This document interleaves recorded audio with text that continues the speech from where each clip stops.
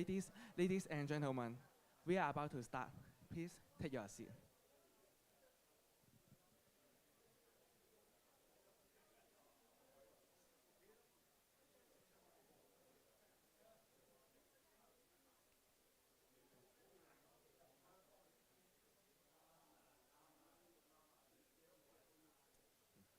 Ladies and gentlemen, we are about to start. Please take a seat.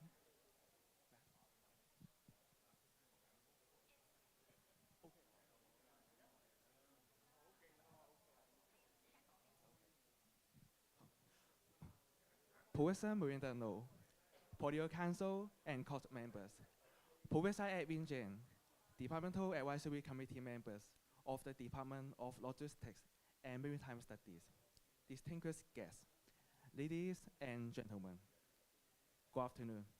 Welcome to the FB Dawn and CEO Luncheon, organized by the PolyU Business School. I'm Jackie a Year 2 student in the Department of Logistics and Maritime Studies, and I will be your MC today. Our speaker today is Dr. Xiaomeng GUO, Associate Professor in the Department of Logistics and Maritime Studies. She will share with us her insight into smart retail, leveraging emerging technologies and social dynamics.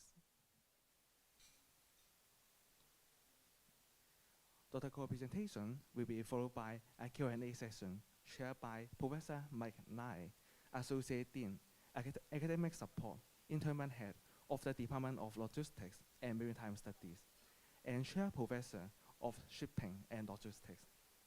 Before lunch starts, may we invite Professor Edwin Chen, our Faculty Dean, to say a few words. Professor Chen, please.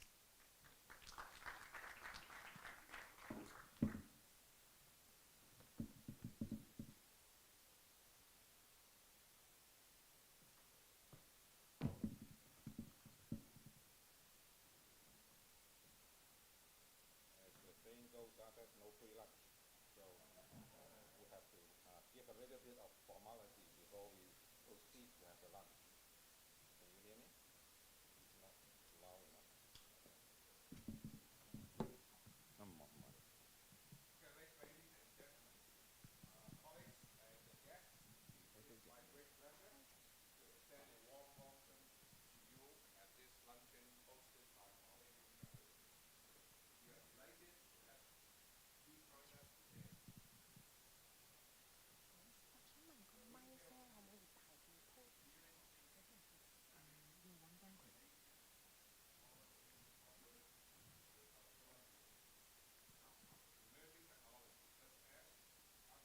Intelligence, extended reality, and big data analytics are not only revolutionizing consumer experiences and forcing retailers to redefine their business models, they are also reshaping our social dynamics as digital communities empower us to share opinions and influence purchasing behaviors like ever before. In this rapidly evolving environment, retailers must address two critical questions to succeed. First, how can they harness these new technologies and social dynamics to enhance customer engagement and drive profitability? Second, how should they adapt their retail and operational strategies to thrive in this new era of AI and smart retail? Today, our distinguished speaker will guide us through these two questions. Dr. Xiaomeng GUO is Associate Professor in our Department of Logistics and Maritime Studies at PolyU Business School. She holds a bachelor's degree in mathematics and physics from Tsinghua University and a PhD in operations management from Washington University in St. Louis. Her research explores the interface between operations and marketing, socially responsible operations, and supply chain management. Dr. GUO's work has been published in leading journals, including Management Science and the Journal of Marketing Research. Dr. GUO has secured at least 6 competitive research grants from the Hong Kong Research Grants Council and has also received a number of prestigious accolades, including the Best Conference Paper Award from the Institute of Supply Chain and Operations Management and the PolyU Young Scholar Research Innovation Award. In her presentation today, Dr. Guo will address the two questions we have just outlined. She will explore how the retail industry can effectively leverage new technologies and social dynamics for deeper consumer engagement and profitability. She will also illustrate how businesses can thrive in the age of AI and smart retailing by adapting their retail and operational strategies. Expect actionable insights designed for managers looking to harness these powerful shifts and strengthen their competitive edge. As we enjoy today's luncheon, I warmly encourage you to engage in the discussion, share your perspectives, and contribute to a truly meaningful exchange of ideas. I'm confident that Dr. Guo's talk will capture our attention and leave us with a deeper understanding of this interesting and important subject. Thank you for being with us today. Please enjoy what I know will be a fascinating exploration of the future of retail management. Thank you for coming. So with that, then we can proceed to have lunch. And midway in the lunch, then Dr. Guo will come up for her sharing. Thank you.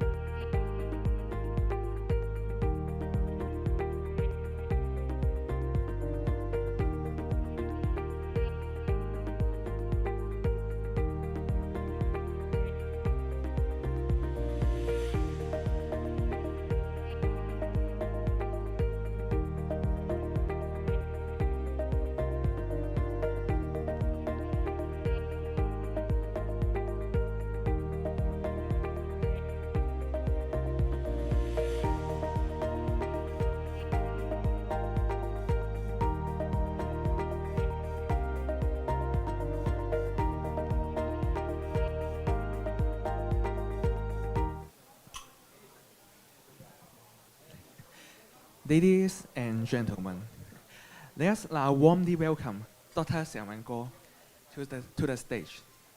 Dr. GUO, please.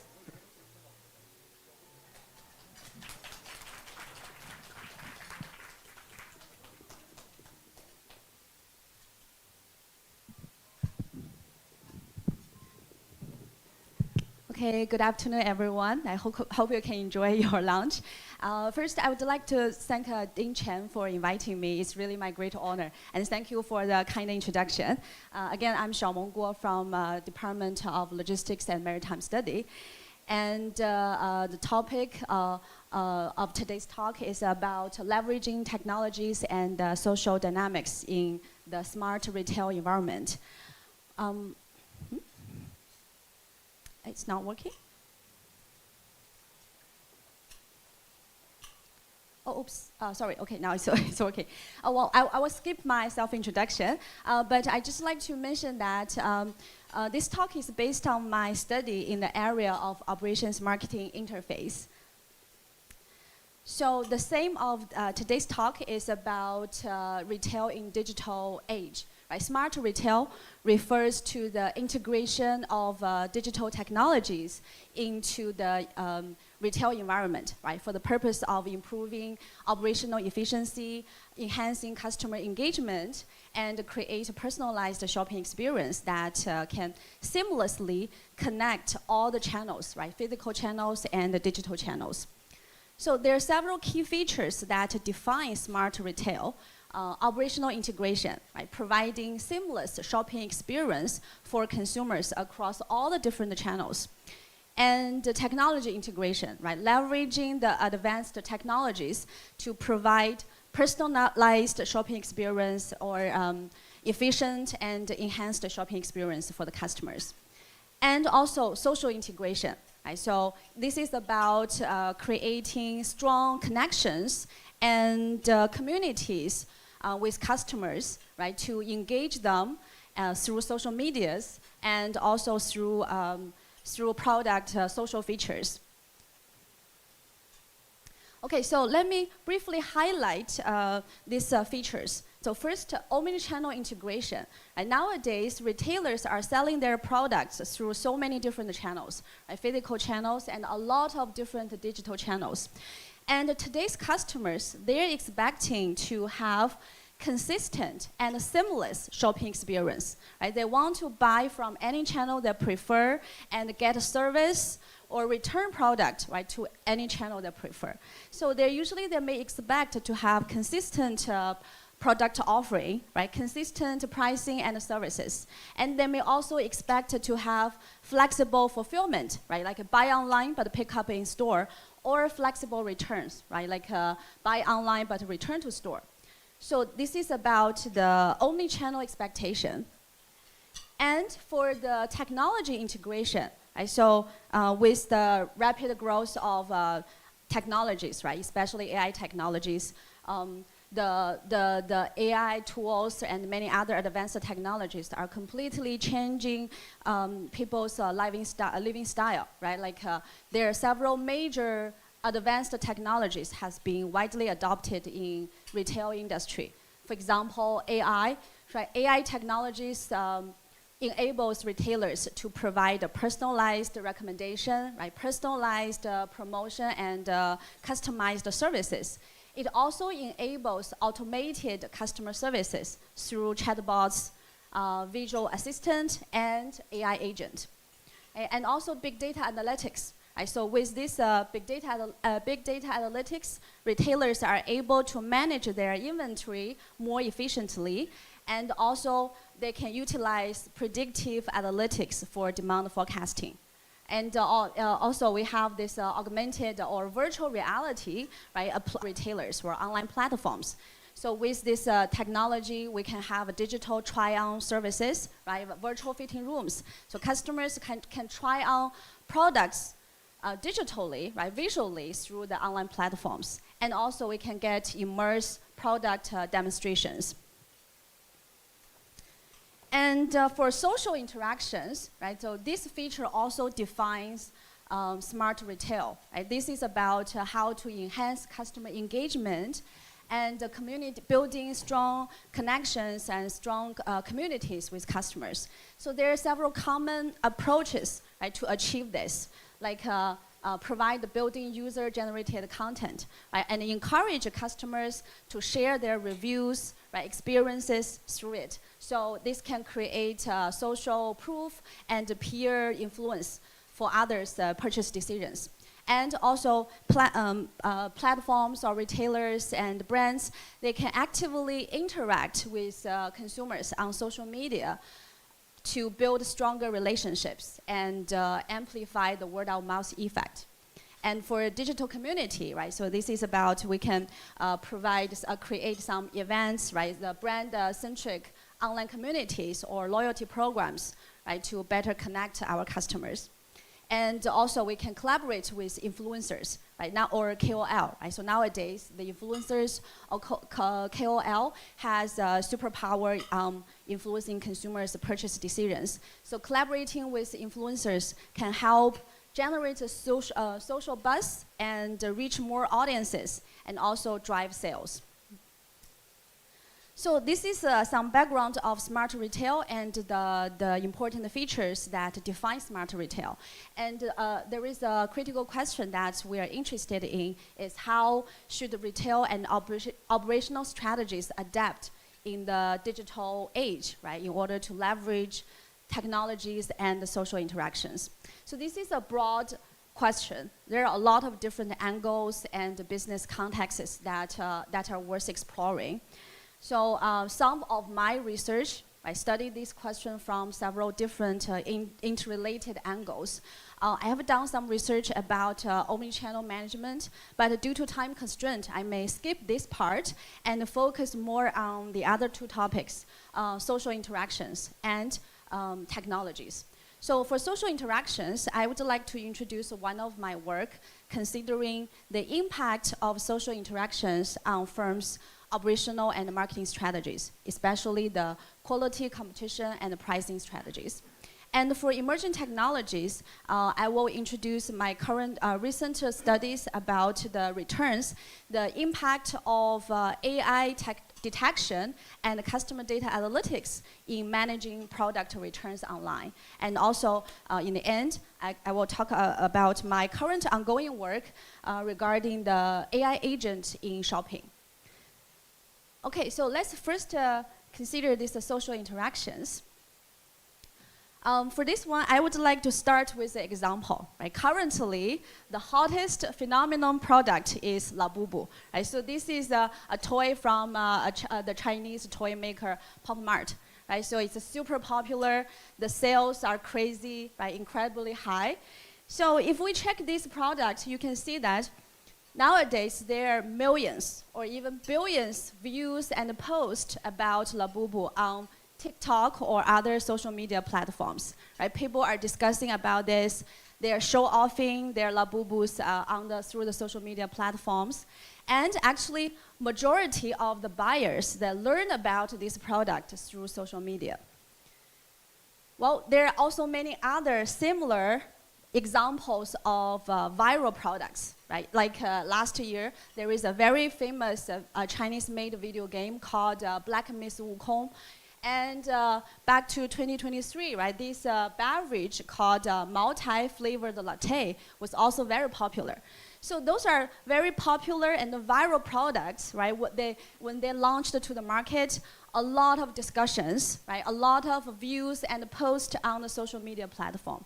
So although you can see they're very different products, right, in different categories, toys, games, and drinks, but there is one common key driver that leads to the reason why they go viral. So the common key driver behind this viral growth is consumer social interactions. So nowadays, people spend a lot of time on social media, right? So the interactions among people, right, among consumers are broader and deeper than ever before. So consumers, they will influence each other. They influence each other's purchase decisions through the social media, forums, and word of mouth. And also product popularity can grow exponentially, right, as more people share and discuss them. And this creates this bandwagon effect, right? People want to join the trend. So, and these social interactions has profound impacts on consumers' purchase decisions for all kinds of different products, right? Like for fashion goods, usually higher demand or more sales indicate the products are popular, right? And also makes the product more attractive, more appealing to consumers. And for softwares, right, for our apps, usually more users, right? Having more users make them more useful, right? People like to use the same like online meeting software with their friends or colleagues, right? So the more users can make those some products more useful. And for games, right? So for the young people, more players will make the games more fun, right? They like to share their gaming experience through the social media and get more value from playing the game. So given this background of social interactions, right, the critical role of social interactions in today's retail market, we might consider this question, right? What is the impact of social interactions on firms' operational and marketing strategies? So here I would just focus on the strategy about quality, competition, and price competition. So I have a paper on this question published in Management Science, and I will not go into the details of the methodologies, but just briefly mention that usually we develop game theoretical models and perform equilibrium analysis to derive analytical results and some managerial insights. So let's talk about our major findings and the results. Right, so first, in order to answer this question, right, to understand the impact of social interactions, we should see how the social interactions influence customers' purchase decisions.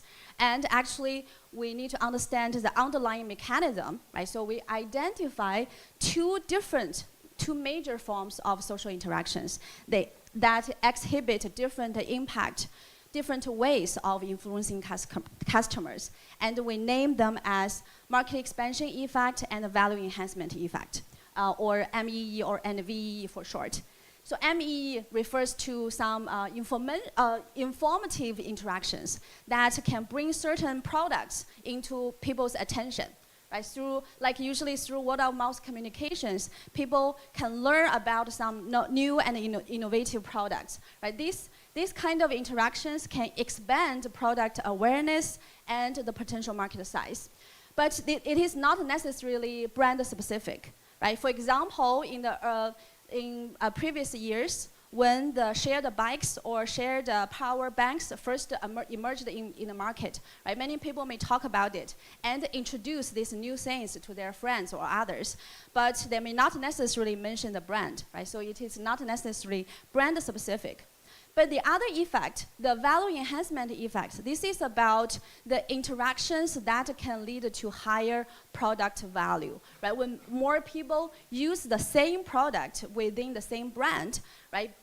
The users can generate higher value. And it is usually brand specific. Right? So, and there is various psychological factors can explain the value enhancement effect. One well-documented factor is called network effects. Right? So the users can generate higher utility when more people are using the same product or within the same brand. Okay, so that's the two different types of effects of social interactions.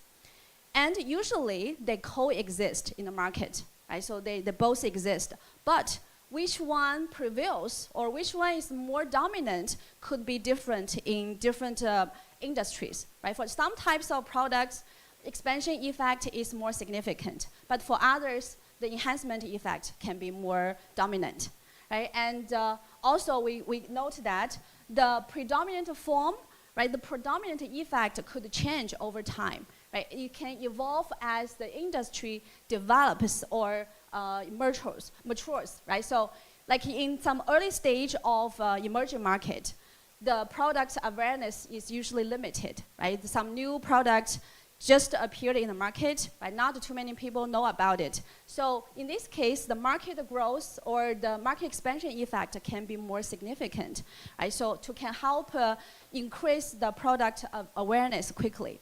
But when the industry develops and becomes mature, right? The expansion, the market potential can remain stable, right? The product awareness reaches its limit. In this case, the expansion effect will be weak, but the value enhancement effect can be more dominant.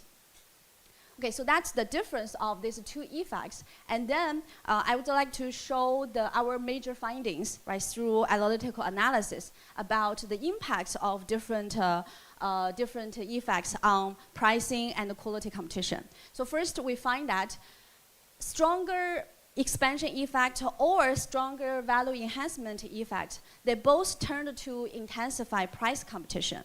So which means no matter which effect is more dominant in the market, as consumers interact more deeply and frequently with each other, the market price competition could be intensified, right? Because firms tend to cut their prices to attract more consumers, either enlarge the total market size or enlarge their own market share, right, by leveraging the social interaction effect. And also, but differently, right, we see that these two effects have completely different impact on quality. Stronger market expansion effect turns to weaken the quality differentiation, but stronger value enhancement effect turns to enlarge the quality differentiation, which means if the market expansion effect is more dominant, the firms in the market, they turn to offer very similar products with similar quality levels, probably both high quality levels, right? But if the value enhancement effect is more dominant, the products on the market turn to be more differentiated with very different quality levels. And moreover, we also find that stronger market expansion effect turns to benefit all the firms in the market due to the demand spillover effect, right? And this will lead to a win-win outcome. No matter it's a high-quality firm or no-quality firm, they can benefit from the stronger market expansion effect. But a stronger value enhancement effect only benefits the stronger firms with high quality products and higher market share. And it can be detrimental for the low quality firms, right, the weaker firms. And this leads to the massive effect. And the reason behind this is that the market expansion effect actually can create a more collaborative market by enlarging the total pie, right, enlarging the overall market size, and eventually benefiting all the participants, and also encourage all the participants to improve their quality design, right, to attract more customers. But value enhancement effect would amplify the disparities. It allows the stronger to become stronger while the weaker to grow weaker. So the strong companies with high quality, they can, with this value enhancement effect, they can be more appealing, more competitive in the market. But the weaker firms have to differentiate by lowering their product quality, right, to get the low-end market. So that's the difference of these two effects. So, and here to conclude this topic on social interactions, I would like to highlight a few insights. I will note that the social interactions have profound impacts on market dynamics and consumer purchase decisions.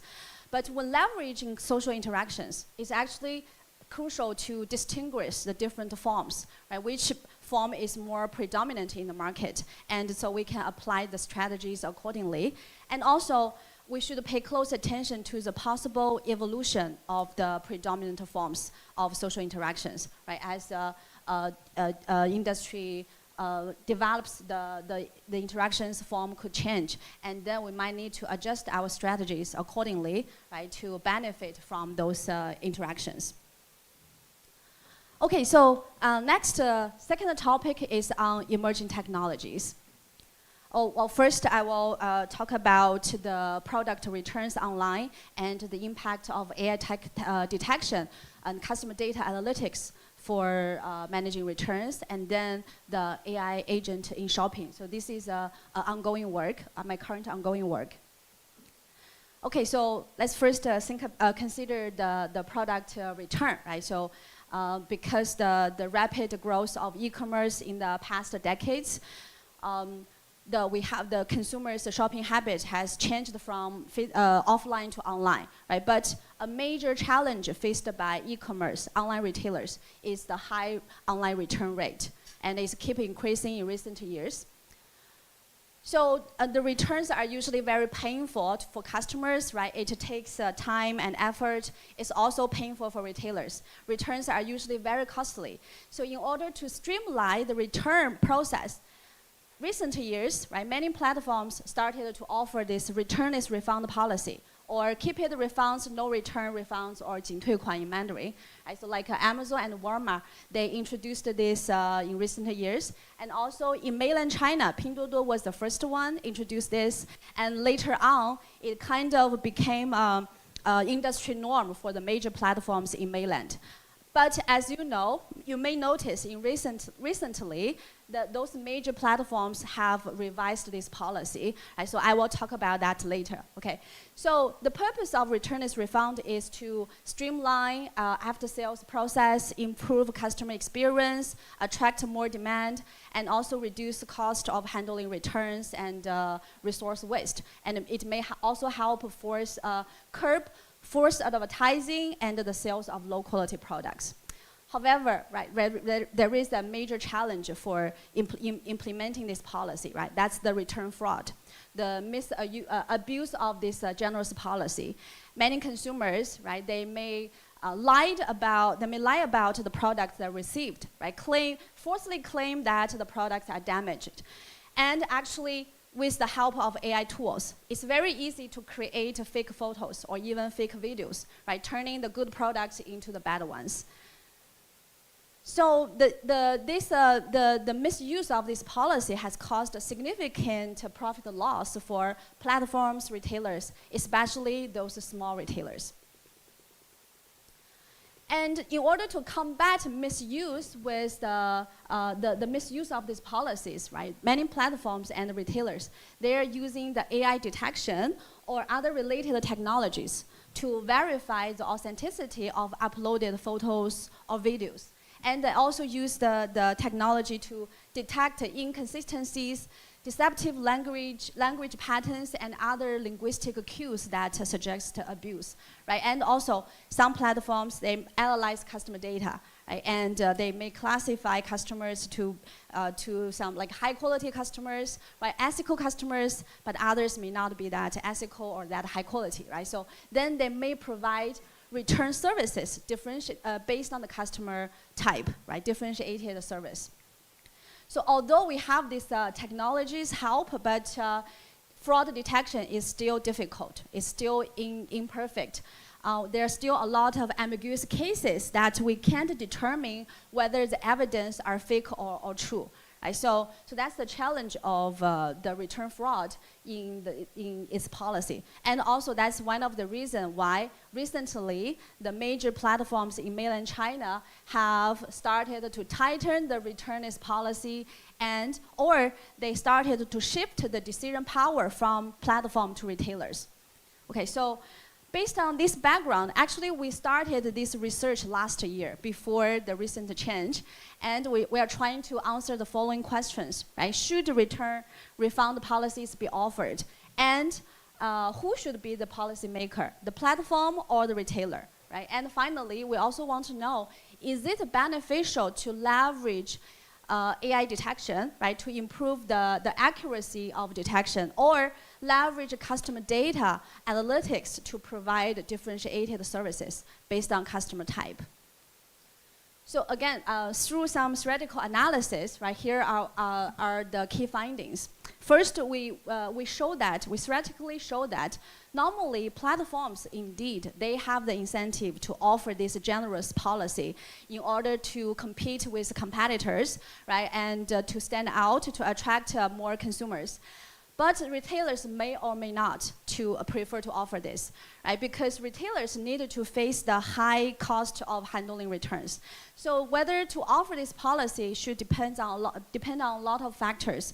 the salvage value of the returned product, the cost of handling returns, and also likelihood of return fraud.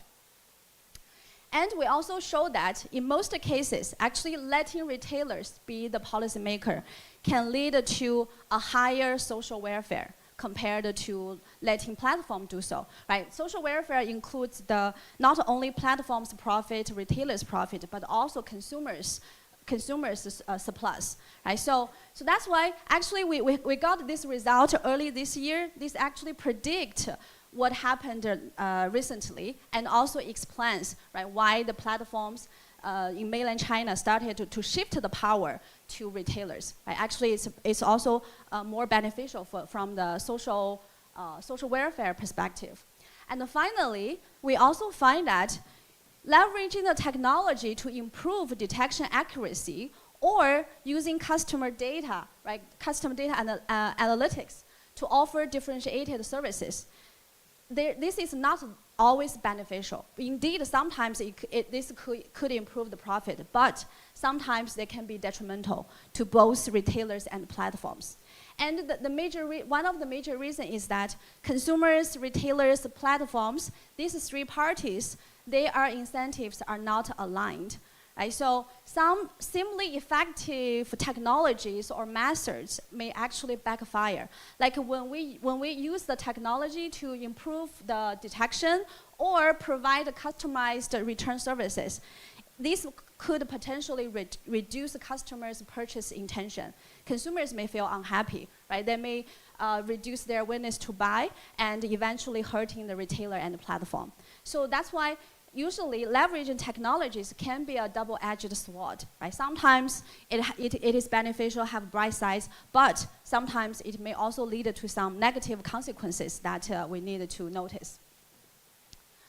And so last topic is about the AI agents in shopping, right? So nowadays, the rapid growth of AI technologies are completely changing people's living style, right? Like in shopping area, in retail industry, right? So people are also trying to using the AI agent, right, to help them do the shopping. So AI agent is algorithms empowered to take action on a user's behalf. Right? So probably in the near future, right, the AI agent will fundamentally change and reshape how consumers search, evaluate, and purchase products. So this is a personal assistant for online shoppers. Right nowadays, if you want to buy something, you might search through the Google or Amazon, right? But in the near future, you can provide your needs and the requirements to an AI agent, and the AI agent can help you do the search, evaluation, and make recommendations, or even purchase decisions directly. Right? So it is much more efficient than human, right, and more personalized and convenient. And also, probably it will completely bypass the traditional search engine and social media recommendations that we rely on nowadays. So for example, like Amazon has introduced a new AI feature called Buy For Me, right? So this is the feature, instead of simply recommending products, it also allows Amazon's AI to actually make purchasing decisions based on behalf of the user. And also, Walmart is preparing to welcome the AI shopping agent. So like Walmart is thinking about how to adapt as consumers begin using AI agents to do the shopping. Right? And the advertisement and a lot of marketing strategies, right, should be changed, right, in order to make it appealing to AI agents, not just human beings. And also, Walmart is building its own shopping agents for its app and website. So in this background, right, so we wonder how will AI agent reshape the retail landscape and how to adapt to an AI agent-driven marketplace, and also how to stand out among competitors, not just to consumers, but also to AI agents. So there is no quick and simple answers for those questions, and we are also still exploring this. But in order to answer those questions, we need to first understand, right, how the AI agent prioritize, how the AI agent works. Right, so the AI agent optimization is completely different from the current search engine optimization. Right? So like when humans search some products online, we might only browse a few products that rank high, right? And then make our purchase decisions. But AI agents are more efficient, right? It can search thousands of products from different platforms and make the make the comparison and provide the recommendation. So AI agents can serve for product goods more broadly, swiftly, and comprehensively than humans. And also, it will make it will evaluate, compare different products, right, based on the optimization for several objective criteria, right, that AI agents can evaluate, including product quality, features, reviews, ratings, and services metrics. So because AI agents, right, work in a different way, and we can expect that in the future, right, the AI agents would prioritize some key factors, right, including price, quality, services, over the brand retailer loyalty, right, or the brand name recognition. Actually, in the current e-commerce market, right, the brand loyalty, the retailer loyalty, or the brand name recognition are super important, because consumers, they are more likely to search through their familiar platforms, right, or they are like to consider products from their favorite brands, right, to make the decisions, given they have limited attention and limited time.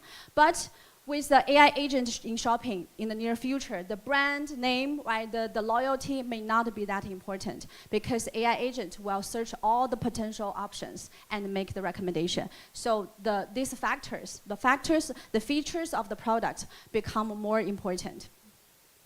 And also, the power may shift from the platform and the retailers towards the AI agent. Right? So think about nowadays, the platforms and the retailers are controlling customer data, right? They make recommendations to customer, right? And also they can influence customer purchase decisions. But in the near future, right, when the AI agent make the decisions, right, the AI agent will control access to customers' data. AI agent will provide recommendations to the customer and help customers make the shopping decisions. So that's a significant power shift from platform retailers toward AI agent. So given this, the key difference between AI agent and the search engine, right, we are using nowadays, actually, in the end, I would like to provide a few tips, right, for the brands, retailers, and platforms, right, to thrive in the future. Right? Like, it's important to ensure unique strengths, right? It could be quality, price, innovation, or services, or anything else. But those unique strengths need to be clearly measurable and easily recognized by AI agents, right? And we need to demonstrate trustworthiness and differentiation in a way that AI agent can prioritize, and also link products to customer needs with the AI agent optimization approach.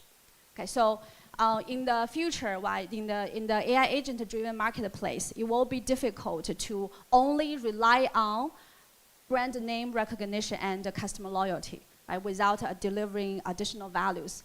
And to conclude, right, the future of brands will be defined by their ability to adapt to a world where AI agents lead the customer journey, right? And only those that are truly unique will thrive. Okay, thank you. So that's the end of my talk. Yeah, and thank you. Yeah. Okay. Should I take questions? Oh, okay.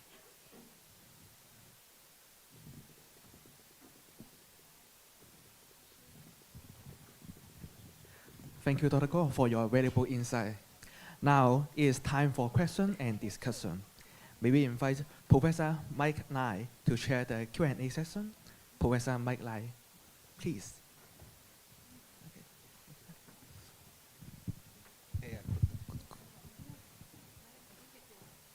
Okay, good afternoon. I hope that you have a good lunch today.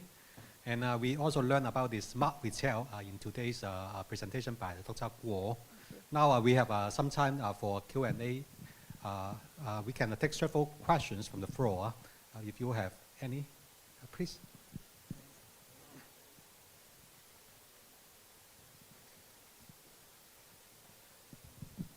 Hi, Dr. Guo. It's really a nice presentation. Thank you for that. I have a question, especially around the returnist refund. So it sounds like the customers will be the final beneficiary of this policy, but you did mention about canceling this may be a detrimental effect, right? So what is your stance? Do you want this policy to stay as is, or you want to suggest to change it? And if yes, what will be the criteria to change it? Okay, oh, thank you so much for this question. Oh, sorry. Thank you, well, maybe I stand better. Thank you so much for this question. Yeah, actually, I think as according to our study, right, this returnist refund policy, whether to offer it or not, or cancel it, actually depends on a lot of factors, depending on the product's features. So for some types of products, it's actually beneficial to offer this, right? So think about some fresh fruits, right? And some products, when they're truly damaged, it's definitely not necessary to return back. And it's not only beneficial for consumers, also beneficial for the retailers, right? The retailers do not want to spend money to take a trash bag, right? So for this type of products, usually the offering returnist policy is better, but not for all. And also it should depend on specific situation. Like in the past, so like in the last year, when this policy just emerged, it is a little bit too generous, right? So that's why a lot of people can cheat, right? Use the fake evidence to get the money back. But nowadays, it's just not completely canceling it, but tightening it with better detection and also consider the different features of products to decide. Yeah. Thank you. Thank you. Thanks. Okay, thank you. So we can take some more questions from the floor. So maybe I ask one question, and you mentioned about the brand name at the end of the talk, and also you also mentioned about the social interactions, the importance of social interactions for retail. So given the importance of social interactions, how can brand play a role to promote a more meaningful and positive engagement across products in retailing? Well, thank you for this question. Yeah, indeed, because nowadays consumers and actually people, they interact with each other so deeply and frequently through social media, right? So how to utilize these social interactions to create popular products and to improve brand recognition, right? So this is very important. And there are several different common approaches for brands and retailers to achieve this, like use the built-in user-generated content, right? They can encourage consumers to share reviews, comments, and also brands can actively interact with consumers through social media, right? And collaborating with influencers, right, to make the brands more popular, like the Labubu case, right? A lot of celebrities help promoting this. So that's some common ways. And also, in order to leverage social interactions, we also need to consider the different forms of the interactions in different industries, right? Like for some types of product, maybe the market expansion effect is more dominant, right? But for others, value enhancement could be dominant. So then different strategies should be applied for this. Yeah. Okay, thank you very much. So any questions from the floor about the smart retailing? And we understand that there is an increasing use of technology in retailing. Yeah. So what do you advise for the industry to adapt to the digital transformation trend in the industry? Yes. Oh, thank you again for this question. Yeah, indeed. Like because the development of AI agents, right? So probably in the near future, the retail market will be changed dramatically, and in order to adapt in the digital age, it's important to understand the difference between like search engine optimization that we're using nowadays, and also the AI agent optimization in the future, right? So like for search engine, usually retailers and brands, they are trying to make sure that their products and websites can rank high on the search engine, right? So that can attract consumers' attention. But with the AI agent, actually ranking high on the list is not that important, because AI agent can search thousands potential products, right, through different platforms. So in the future, it's more important to provide product information, like product data that are accessible and can be evaluated by AI agent. So allowing AI agent to identify the product and evaluate the product with sufficient data and information. So this may help the AI agent to make recommendations about the product to the customers. Okay, Yeah. I see. Thank you very much. Thank you. Okay. We still have 10 minutes. yeah. Okay. Okay, please. I'm Terry Chen, Chairman of Hong Kong E-Com Supply Chain Association. Thank you for the presentation. You mentioned a lot about the imaging technologies, that in particular AI. So we all know that in no doubt a lot of advantages to deploy AI technologies, but there are two sides of the coin. Are there any obstacle or drawback to employ AI technology? Yes, thank you for that question. Thank you. Indeed, so leveraging technology, right, is always a double-edged sword. So there is a good side, but also downside. So there are quite several common downside of using technologies.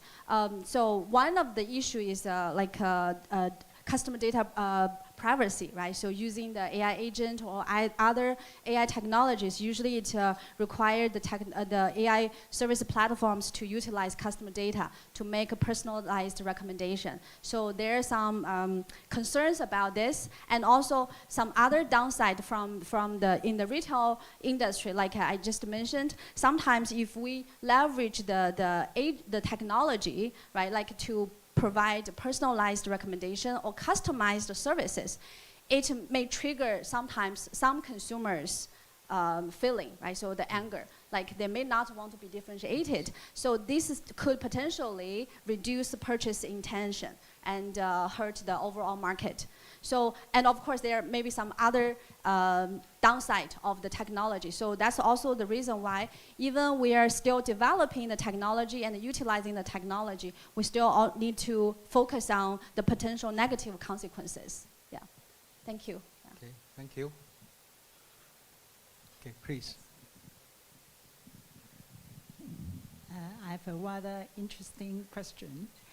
Given AI agent is getting maybe playing a more important role in consumer buying behavior, so I was wondering if brand owners will start to rely more on AI experts rather than social media marketers in promoting their products from now on. What would be your advice to them? Yeah. Oh, thank you for that question. Yeah, indeed. Currently, right, so the AI agent is still underdeveloped. Like we might still rely on the search engine recommendation or social media recommendation. So social media recommendation will still be very important nowadays, and probably still in the near future will be important. But indeed, the AI agent recommendation will become increasingly important, right? Probably someday dominate the social media recommendations. So, but that is not the current situation, but could happen in the future. So that's why for brands and retailers and platforms, they need to think about how to leverage the social media currently, but also prepare for the change in the future. Right? Like the game could change significantly, right, in the near future. So they need to be prepared how to make sure AI agent can recommend their products to customers, and not just solely rely on social media or search engine. Yeah, thank you. Thanks, Dr. Guo. Very interesting discussion. Yeah, thank you, thank you. Okay, thank you, thank you. Dean, please. Okay, the guest, please.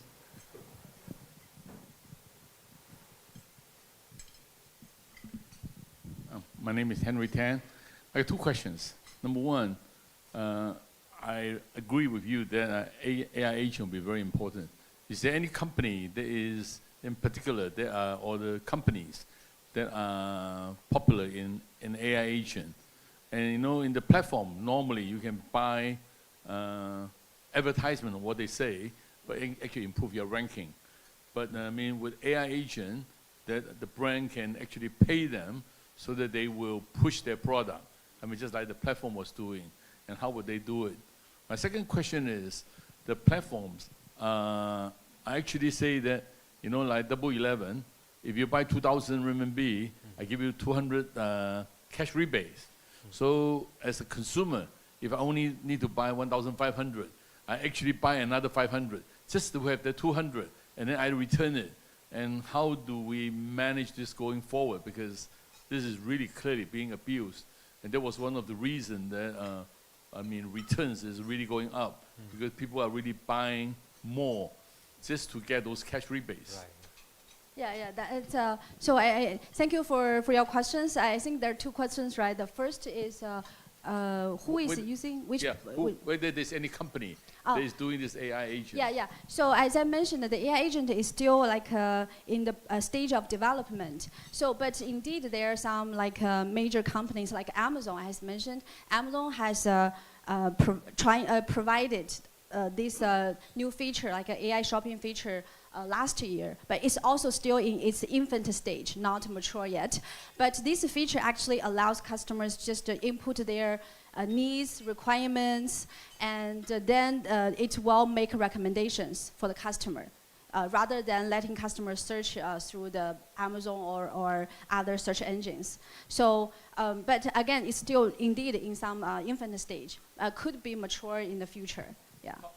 So how do they charge? How does Amazon charge? I mean, what would be the revenue model? So this is the Amazon, its own feature, its own like a. So it's free for the Amazon. Yeah. So maybe they need to be some membership. It's like this, but not like it's like also like the ChatGPT. Just input your need, requirement, and it will provide you some answers or suggestions, and then you can make the decision whether to follow this recommendation. Yeah. So, and I think that's how to generate revenue, right? That's a very interesting question, and I guess the platforms also want to think about how to use this to generate it. But indeed, if you can grab customers through this AI agent technologies, indeed you will have sufficiently high market share and definitely can generate enough revenue. Yeah. Yeah, and your second question is about the return by using this coupons. Yeah. So that's also a very interesting question. But actually, for return using coupons, it's a little bit different from my own experience. I also do like that. But it's not like a return. It's a cancel the order. So before the product shipped. Yeah, but actually, like I buy two things and I get the discount, and then I quickly cancel one instead of I receive it and return it, right? So in that case, it's a little bit different. It's not like a return; it's just a cancel the order. But of course, if you receive the product and then return it, it will be very costly, right, for both retailers and consumers. Yeah. So then that will be another issue. We need to the platform and retailers need to think about how to avoid this resource waste. Yeah. Okay. Thank you for your questions. The Dean has questions to ask.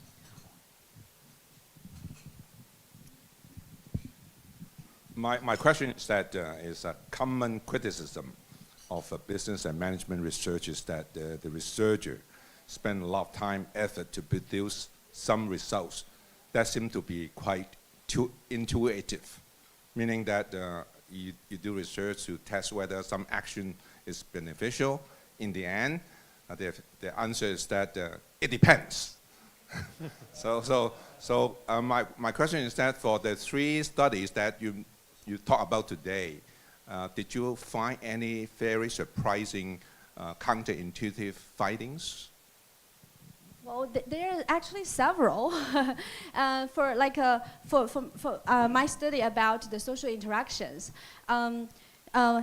First, I would like to thank your questions. It's very insightful, and I totally agree with you. Sometimes, as researchers, our study, as a little, the results we generate turns to be there is a distance between the results and the reality.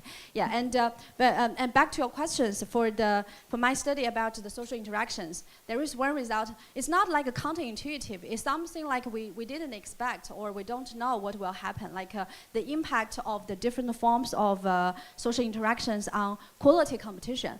Right? So like it's hard to predict, like with stronger social interactions, whether the competition quality competition will be intensified or softened, whether firms have incentive to improve quality or they just want to reduce the quality and enjoy the benefit of social interactions. And we find that like different forms, right? So like if it's about word of mouth effect, informative interactions, it will help both firms to increase their quality, to create a large market size. But if it is about value enhancement effect, network effects, because it is more brand specific, so it turns to only benefit some of the firms with high quality, but it may disadvantage the others, and these are weak firms that will cut their product quality, right, and only focus on the low-end market. So also like the leading the pop mart, right? So the toys, like given it is take a lot of market share, it may make the other toys difficult to thrive, right? So it's something we find in our study. And also for the returning case, for the return refund, one result I think to be interesting is whether improving the detection accuracy can be beneficial. Right? So originally we think about it's definitely benefit to have a better tools to improve the detection, right? Or utilize customer data so we can know who is honest, who is maybe not that honest. But again, we find that like utilizing this could backfire, hurt the firm's profit. So we need to be careful about utilizing these technologies. So I guess it depends on how you define, for the first example, how do you define quality, right? Yeah, in your model, right? Yes, so sometimes it could be a circular argument. Yes, the exactly. way you define so it, that's because it benefits from your model. Yeah. Right? Yeah, in our study, we consider vertical quality instead of the horizontal fit difference. Yeah. Thank you. Yeah. Okay. Thank you. Okay, given the time limit, we can take a very quick question, if any. Okay, this is a last question by Dr. Ng.